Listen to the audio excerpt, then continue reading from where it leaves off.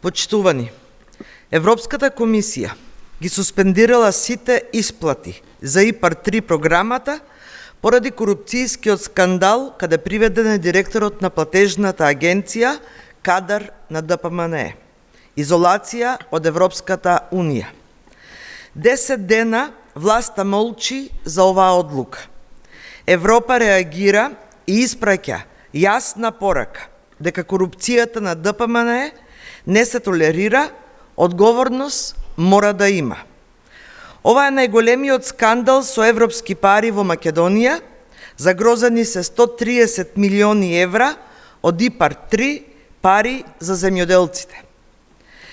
Сега истрагата мора да оди до крај и мора да ги опфати сите инволвирани, не само приведениот директор. Да ги даде одговорите и за најблискиот круг на премиерот Мицковски. Еве зошто.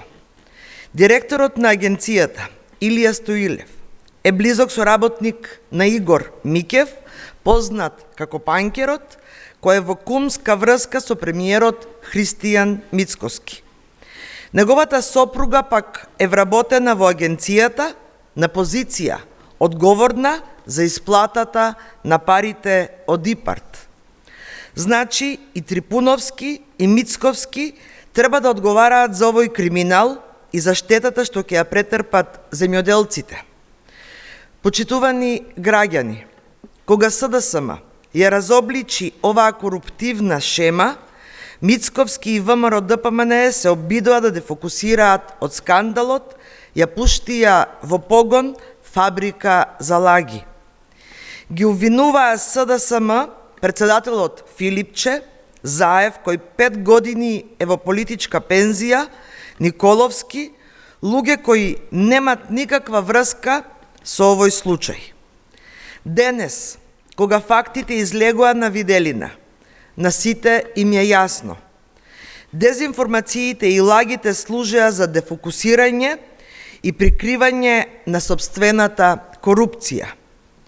Ова е потврда на она што СДСМ цело време го говори.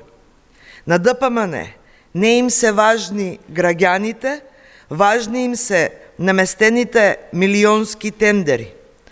161 тендер вреден 5,3 милиони евра. 9 милиони евра за фирма со 2 вработени, тоа е приоритет на ДПМНЕ. Затоа им е потребна изолација и затоа сакат да ги контролираат судството со наводни реформи.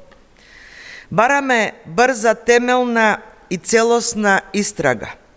Затоа ја повикавме главната европска обвинителка Лаура Ковеши да дојде во Македонија. Немаме доверба во институции под притисок на власта, кои го штитат криминалот наместо правото и јавниот интерес. Нема да дозволиме да се играат со судбината на граѓаните. Одговорност ке има, работата не е завршена.